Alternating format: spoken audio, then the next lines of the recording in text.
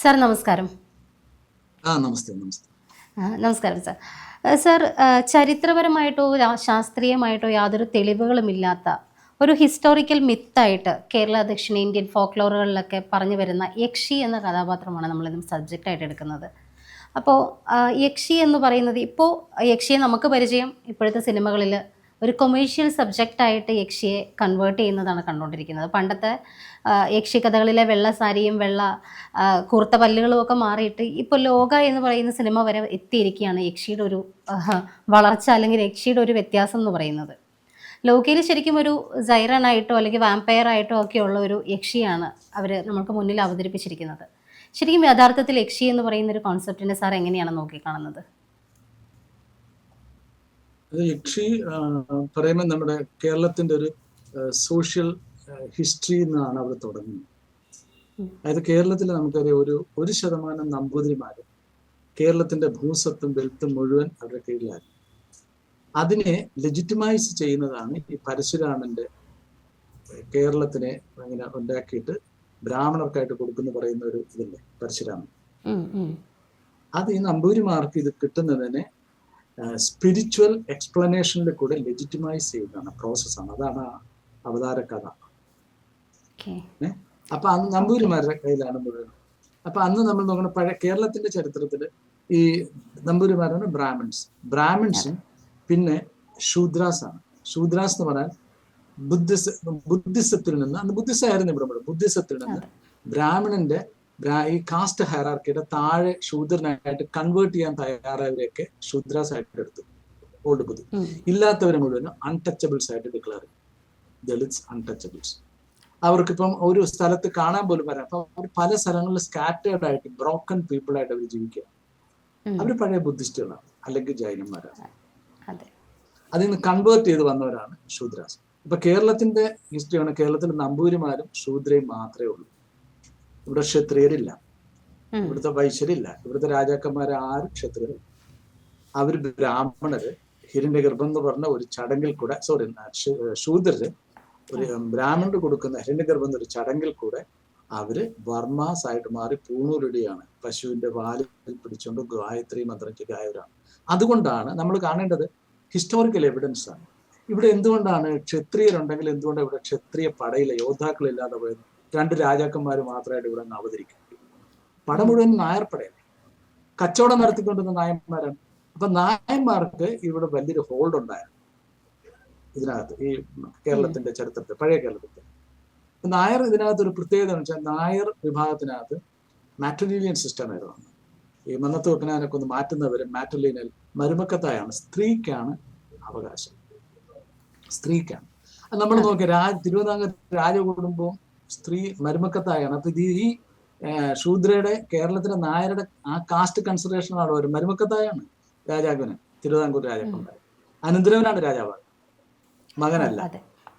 മകനല്ല. അപ്പൊ മാട്രിലീനിയൽ സിസ്റ്റമാണ് അവിടെ നിൽക്കുന്നത്. അതേസമയം ഇവിടെ ബ്രാഹ്മിൺസ് 1% ബ്രാഹ്മിൺസ് അല്ല, അവർക്കൊരു സിസ്റ്റം ഉണ്ട്. അതിന് പറഞ്ഞ പ്രമോജനേറ്റർ എന്നാ പറഞ്ഞ ആ സിസ്റ്റം, പ്രമോജനേറ്റർ, റൈറ്റ് ഓഫ് ഇൻഹെറിറ്റൻസിന്റെ പേര്. അതായത് ഏറ്റവും മൂത്ത പുരുഷന് മാത്രമാണ് ഈ അവകാശങ്ങൾ മുഴുവൻ, സ്വത്ത് അവകാശം മുഴുവൻ ഇൻഹെറിറ്റ് ചെയ്യുന്ന അയാളാണ്. അവിടുത്തെ താഴെയുള്ള സഹോദരന്മാർക്ക് സ്വജാതിയിൽ നിന്ന് വിവാഹം കഴിക്കാൻ പാടില്ല, നിഷിദ്ധമാണ്. അങ്ങനെ കഴിച്ചാൽ അവര് അതിൽ നിന്ന് പുറത്താക്കും. അപ്പൊ അവരെയാണ് ഈ അഫൻ നമ്പൂതിരിപ്പാട് എന്ന് പറയുന്നത്. നമ്മൾ ഇന്ദുലേഖയിലൊക്കെ അഫൻ നമ്പൂതിരിപ്പാട് എന്ന് പറഞ്ഞ ഇളയ സഹോദരങ്ങൾ എന്നാണ് അതിന്റെ അർത്ഥം.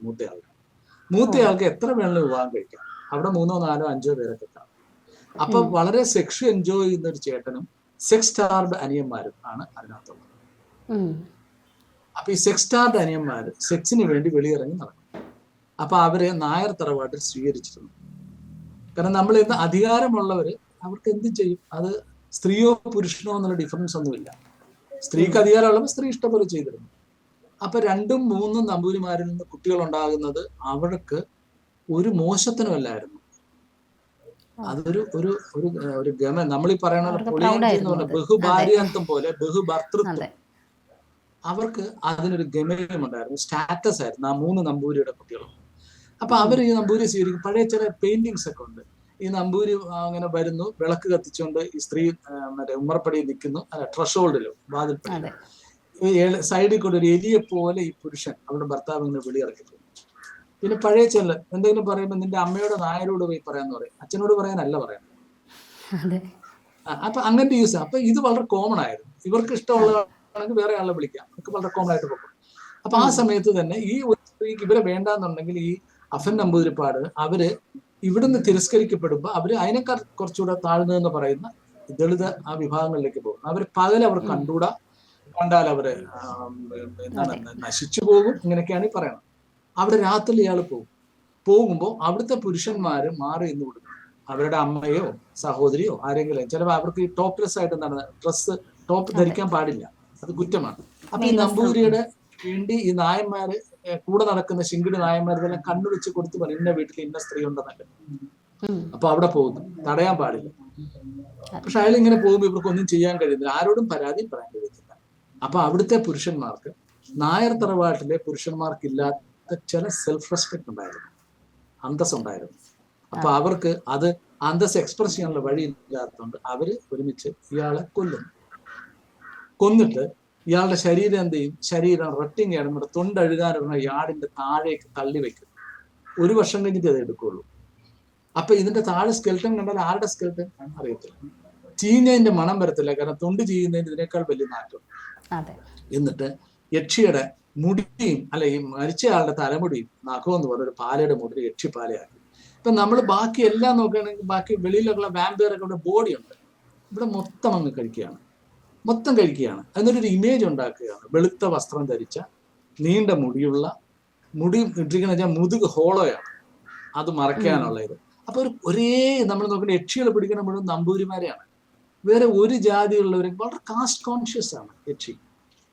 കാരണം നമ്പൂതിരിമാര് മാത്രമാണ് ഇങ്ങനെ ഇറങ്ങി ചെല്ലുന്നത്. അപ്പൊ നമ്പൂതിരിമാരൊക്കെ കൊന്നതിന്റെ മേർഡർ മറയ്ക്കാൻ വേണ്ടി ആ അവിടുത്തെ പുരുഷന്മാരെ ഉണ്ടാക്കിയ ഒരു ഇമേജ് ആണ് യക്ഷി പിടിച്ച കേസില്ല. അപ്പൊ എല്ലാവരും നമ്മുടെ നമ്പൂരി എടുത്തിട്ട് നമ്പൂരി വെറ്റില ചോദിക്കുന്നു, അങ്ങനെ വീട്ടിൽ പോകുന്നു, ഇതൊക്കെയാണ് കഥ. ഏതോ ഒരു പോലീസ് ഓഫീസർ ഈ യക്ഷി കാണാതിരുന്ന സ്ഥലത്ത് പോയിട്ട് അവരെ പിടിച്ച് 4 അടിയെ കൊടുക്കുമ്പോൾ അവരുള്ള കാര്യം പറയണം. അതോടുകൂടി ഈ യക്ഷി കേരളത്തിൽ നിന്ന് പോയി. 2 ടോർസെല്ലാണ് നമ്മുടെ ഡ്രൈ സെല്ല്. രാത്രിയിൽ ഇവർ ഈ ചൂട്ടും ഇങ്ങനെ പിടിച്ചോണ്ട് പോകുമ്പോൾ മാടൻ പോകുന്നൊക്കെ പണ്ട് പറയണം, ആരും അടുത്ത് പോകില്ല. നമ്മൾ പോകണമെങ്കിൽ നമ്മുടെ കയ്യിൽ ഒരു ചൂട്ട് വേണം, അപ്പൊ അവനെ അറിയാം. അത് വേണ്ട, ഡ്രൈ സെൽ ടോർച്ചും കൊണ്ട് നേരെ മുഖത്തടിച്ചാൽ മതി, നമ്പൂരിയുടെ മുഖം തെളി. അതോടുകൂടി കേരളത്തിൽ നിന്ന് മാടൻ മറുപ എല്ലാം പോയി, വേറെ എങ്ങോട്ട് പോയി, കേരളത്തിൽ ഇവിടെ ഇല്ല. ഈ വിനയന്റെ സിനിമയിലൊക്കെ ഉള്ളു. അതായത് പണ്ടത്തെ യക്ഷി എന്ന് പറയുന്നത് പണ്ടത്തെ യക്ഷി എന്ന് പറയുന്നത് പുരുഷൻ ചെയ്ത ക്രൈം മറയ്ക്കാൻ വേണ്ടി അവരുണ്ടാക്കിയ ഒരു ഇമേജ് ആണ്, ഒരു സ്ത്രീ ഇമേജ് ആണ്. അതായത് ഒരു ഫിയർ ഓഫ് ഫെമിനിൻ പവർ ആണ്. അത് ഫെമിനിൻ പവർ അല്ല, അത് ആ ഫെമിനിൻ പവർ ആക്കി നമ്മൾ കൺവേർട്ട് ചെയ്യുന്നു. അത് പുരുഷൻ അവന്റെ reaction towards the Brahmin atrocities, sexual atrocity, പുരുഷൻ ചെയ്ത ക്രൈമിനെ മറയ്ക്കാൻ വേണ്ടി പുരുഷൻ ഉണ്ടാക്കിയ ഒരു ഇമേജ് ആണ്. സ്ത്രീയുടെ കഴിവൊന്നുമല്ല, അത് നമ്മൾ വ്യാഖ്യാനിക്കണം. അവിടെ കൊല്ലുന്ന പുരുഷൻ തന്നെയാണ്, സ്ത്രീ അല്ല. സ്ത്രീയോടൊരു ഭയം പുരുഷന്മാർക്ക് ഉണ്ടാവാൻ വേണ്ടിയിട്ടും കൂടെ ഇത് ഹെൽപ്പ് ചെയ്തിട്ടുണ്ടെന്നാണോ സാർ പറയുന്നത്? സ്ത്രീകളെ തൊടുന്നവനൊന്ന് വരയ്ക്കണം നമ്പൂരിമാര് വരുന്നത് നിർത്താൻ, നമ്പൂരിമാരാണ് ഇല്ലാതാകുന്നത്. യക്ഷി എന്ന് പറയുന്നത് കംപ്ലീറ്റ്ലി ഒരു മിത്താണ് എന്നുള്ളതാണ് നമ്മൾ സമർത്ഥിക്കുന്നത്. മിത്തെന്നതിനേക്കാൾ കൂടുതലായിട്ട് ഒരു ക്രൈം മറയ്ക്കാൻ വേണ്ടി അന്നത്തെ പുരുഷന്മാരുണ്ടാക്കിയ ഒരു കെട്ടുകഥയാണ്. അതിന് ഭയങ്കര പറയും. അല്ല, ഇപ്പോഴത്തെ ഒരു കൊമേഴ്ഷ്യൽ സിനിമകളിലേക്ക് വന്നപ്പോൾ ലോകയിലേക്ക് ചർച്ച വരുമ്പോൾ ഇതുവരെ കണ്ട യക്ഷികളിൽ നിന്നൊക്കെ വ്യത്യാസമായിട്ടുള്ളൊരു പ്രമേയമാണ് ലോക അവതരിപ്പിച്ചത്. അപ്പോൾ ലോകയിൽ ഇപ്പോൾ സാറ് പറഞ്ഞതുപോലെ തന്നെ ഇതുപോലൊരു യാർഡിൽ കൊണ്ടേ മൃതദേഹം കളയുന്നതായിട്ടുള്ളൊരു സീനും അതിനകത്ത് തന്നെയുണ്ട്. കൊന്നവനെ കൊണ്ട് ഒരു സ്ഥലത്ത് കളയുന്നതായിട്ട്, അതായത് ഒരിക്കലും റിക്കവർ ചെയ്തെടുക്കാൻ പറ്റാത്ത, ബോഡി തിരിച്ച് കിട്ടാത്ത രീതിയിൽ കൊണ്ട് കളയുന്നതായിട്ടാണ് അതിലെ യക്ഷി തന്നെ ചെയ്യുന്നത്. യക്ഷി, പക്ഷെ യക്ഷി എന്ന് പറയുന്ന സാധനം തന്നെ അവര് സിനിമാക്കാര് വേറെ രീതി കൊണ്ടുവന്നിരുന്നു, മനസ്സിലായോ? അതൊരു കോണ്ടംപററി വേൾഡില് ഒരു റിയൽ ക്യാരക്ടറായിട്ട് കൊണ്ടുവന്നിരുന്നു യക്ഷി. അവിടെയാണ് അതിന്റെ യക്ഷി എന്ന് പറയുന്ന ഇവരുണ്ടാക്കിയ ഒരു കെട്ടുകഥയെ ഒരു റിയൽ ആയിട്ടുള്ള ഒരു ഇതായിട്ട് കോണ്ടംപററി വേൾഡിൽ ജീവിക്കുന്ന ഒരാളായിട്ട് കൊണ്ടുവന്നിരിക്കുക. യക്ഷിയുടെ കഥയുടെ അവിടുന്നും ഇവിടുന്നും ഒക്കെ കുറേശ്ശെ എടുത്തിട്ടുണ്ട്. എന്നിട്ട് കൊമേഴ്സ്യൽ സർക്യൂട്ടിന് പറ്റുന്ന രീതിയിൽ വേറെ ചില സാധനങ്ങളായിട്ട് ഇൻഗ്രീഡിയൻസ് മിക്സ് ചെയ്തിട്ടുണ്ട്. യഥാർത്ഥ യക്ഷിയുടെ കഥ, യക്ഷി എന്തായിരുന്നുള്ള സാധനം ഇപ്പോഴും സ്റ്റിൽ ബീങ് കാമഫ്ലാഷ്ഡ്. അന്ന് എന്താണോ ആ ദളിത് പുരുഷന്മാർ ചെയ്തത് അതുപോലെ ഒരു പ്രവൃത്തിയാണ് ഇന്ന് സിനിമാക്കാർ യാഥാർത്ഥ്യം മറച്ചു വെക്കേണ്ടത്. പറയുന്നില്ല, ഇത് അന്നത്തെ നമ്പൂതിരിയുടെ സെക്ഷൽ അട്രോസിറ്റിക്കെതിരെയുള്ള റിയാക്ഷൻ ആയിരുന്നു. Revolt of the Dalit men against the sexual atrocities of Namboothiri men എന്ന് തുറന്നു പറയാൻ നമുക്ക് കഴിയുന്നില്ല. അത് ശരിക്കും ചരിത്രത്തിൽ പോലും രേഖപ്പെടുത്തേണ്ട രീതിയിലുള്ള ഒരു പോരാട്ടം തന്നെയാണല്ലോ ദളിതരുടെ, അല്ലെങ്കിൽ അടിച്ചമർത്തപ്പെട്ട അൺടച്ചബിൾസിന്റെ ഒരു വലിയൊരു പോരാട്ടം തന്നെയാണല്ലോ, അവരുടെ ഒരു വിജയം തന്നെയാണല്ലോ. അവരുടെ സ്ത്രീകളെ തൊട്ടവന്റെ കഴുത്ത് വെട്ടണം എന്നുള്ളത് അതിപ്പോഴാണെങ്കിലും നമ്മുടെ പെൺമക്കളെ തൊട്ടാൽ അപ്പം തന്നെ ഓൺ ദ സ്പോട്ട് പ്രതികരിക്കുകയാണ് വേണ്ടത്. അപ്പോൾ ആ ഒരു സംഭവം തന്നെയാണല്ലോ അവർ വന്ന് ചെയ്തുകൊണ്ടിരുന്നത്. പക്ഷെ ഇപ്പോഴത്തെ സിനിമയിലേക്ക് വരുമ്പോഴത്തേനും കംപ്ലീറ്റ്ലി യക്ഷി എന്ന് പറയുന്നതിനൊരു സെക്ഷൽ ഒബ്ജക്റ്റ് ആയിട്ടൊക്കെ മാറ്റുന്നു, അല്ലെങ്കിൽ ഒരു സെക്ഷൽ കണ്ടന്റ് ഒക്കെ കൊടുത്തിട്ട് കംപ്ലീറ്റ്ലി ഒരു കൊമേഴ്ഷ്യൽ ആക്കി മാറ്റുന്നുണ്ട് അതിനെ. അതെ അതെ അതെ അപ്പോഴാണ് വിജയിക്കുന്നത്. നമ്മൾ നോക്കും, മണിച്ചിത്രത്താഴ് പോലൊരു സിനിമ ഒരു ഇന്റർനാഷണലി ഫേമസ് ഒരു സൈക്യാട്രിസ്റ്റിനെ അവതരിപ്പിക്കുന്നു. എന്നിട്ട് അവരുടെ സൈക്യാട്രിക് പ്രോബ്ലം മാറ്റാൻ വേണ്ടി ഒരു മന്ത്രവാദിയെ കൊണ്ടുവന്നിട്ട് മന്ത്രവാദത്തിന്റെ അറ്റ്മോസ്ഫിയർ ക്രിയേറ്റ് ചെയ്തിട്ട് എത്ര റിഗ്രസീവ് ആണ് ആ സിനിമയുടെ കണ്ടന്റ് എന്ന് പറഞ്ഞത്. അങ്ങനെ മന്ത്രവാദം കൊണ്ട് മാറ്റാനും പണ്ട് യൂറോപ്പിലൊക്കെ ഈ ഭ്രാന്ത് വരുന്നത് പ്രേതബാധ കൊണ്ടാണെന്ന് പറഞ്ഞിട്ട് തലയിൽ ഹോൾ ഇട്ട് കൊടുക്കുക, തലയോട്ടിൽ ഓട്ടയിട്ട് കൊടുക്കും ഈ ഇതിന് അവിടുന്ന് പോകാൻ വേണ്ടി. അവസാനം മരിച്ച പലരുടെയും തലയോട്ടിൽ ഹോളുണ്ട്, തലച്ചോറ് പഴുത്താ മരിച്ചു പോയിക്കൊണ്ടിരുന്നത്. അതിൽ നിന്ന് വ്യത്യസ്തമൊന്നുമല്ല മണിച്ചിത്രത്താഴിലെ ട്രീറ്റ്മെന്റ്. ഇവിടെ സൈക്യാട്രിസ്റ്റിനെ കൊണ്ടുവന്നിട്ട് സൈക്യാട്രിസ്റ്റ് ഈ മന്ത്രവാദിയുടെ സഹായത്തോട് നേടി ഒരു സഹായിയെ പോലെ അവിടെ നിന്ന് ഈ കാര്യങ്ങൾ അവസാനം ഗംഗയെ ഞാൻ അതെടുത്ത് പറിച്ചു കളഞ്ഞു എന്നൊക്കെ പറഞ്ഞ നാടകീയമായ ഡയലോഗുകൾ. ഇപ്പൊ നമ്മള് യക്ഷി എന്ന് പറയുന്നതിന്റെ ഫാക്ട് നമ്മൾ ചർച്ച ചെയ്തു, സാർ പറയുന്നതിനോട് യോജിക്കുന്നു. പക്ഷെ ഇത്തരത്തിലൊരു ചിത്രീകരണം അല്ലെങ്കിൽ സിനിമ ഇപ്പോഴത്തെ രീതിയിലേക്ക് വരുമ്പോൾ ഇത് അന്ധവിശ്വാസങ്ങളെ കുറച്ചും കൂടി ശക്തിപ്പെടുത്താൻ പോകുന്നതാണെന്ന് സാർ വിശ്വസിക്കുന്നുണ്ടോ? അല്ല, ശാസ്ത്രീയം മിത്തുമല്ല. അത് ഒരു ജനവിഭാഗത്തിന്റെ ഏറ്റവും താഴെ നമ്മൾ കരുതുന്ന ജനവിഭാഗത്തിന്റെ റിവോൾട്ടാണ്. ആ റിവോൾട്ടായിട്ട് കാണിക്കാൻ നമുക്ക് ഇപ്പോഴും കഴിയുന്നില്ല. നമുക്കിപ്പോഴും നമ്പൂതിരിക്കെതിരെ സംസാരിക്കാനോ പറയാനോ കഴിയും. നിങ്ങൾ നോക്ക്, തന്ത്രിയെ അറസ്റ്റ് ചെയ്യുമ്പോൾ ഉണ്ടാകുന്ന പ്രശ്നം കണ്ടോ? ആളുകൾ അദ്ദേഹത്തിന്റെ വീട്ടിൽ പോയി സാന്ത്വനപ്പെടുത്തുന്നു, കണ്ടോ? ആരും ഒന്നും പറഞ്ഞ തന്ത്രി ഒരു ദൈവതുല്യനായി ഈ ബോധത്തിലാണ് നമ്മൾ ഇപ്പോഴും നിൽക്കുന്നത്. അതുകൊണ്ടാണ് നമ്പൂതിരിയുടെ പ്രവൃത്തിക്കെതിരെ ദളിതരായ മനുഷ്യരുടെ പുരുഷന്മാർ അവർ സ്ത്രീകളോട് സമൂഹത്തോടെ അല്ലായിരിക്കാം റിവോൾട്ട് ചെയ്യുമ്പോൾ അതിന് ആ റിവോൾട്ടായിട്ട് നമുക്ക് ഇന്നും പിക്ചറൈസ് ചെയ്യാൻ നമുക്ക് കഴിയുന്നില്ല. നമുക്ക് ഇന്നും നമ്പൂതിരിക്കെതിരെ നമ്മളൊന്നും പറയില്ല, ബ്രാഹ്മണനെതിരെ ഒന്നും പറയില്ല. അതാണ് ഈ സിനിമ റീഇൻഫോഴ്സ് ചെയ്യുന്നതെന്ന് ഞാൻ പറയും. Okay sir, thank you.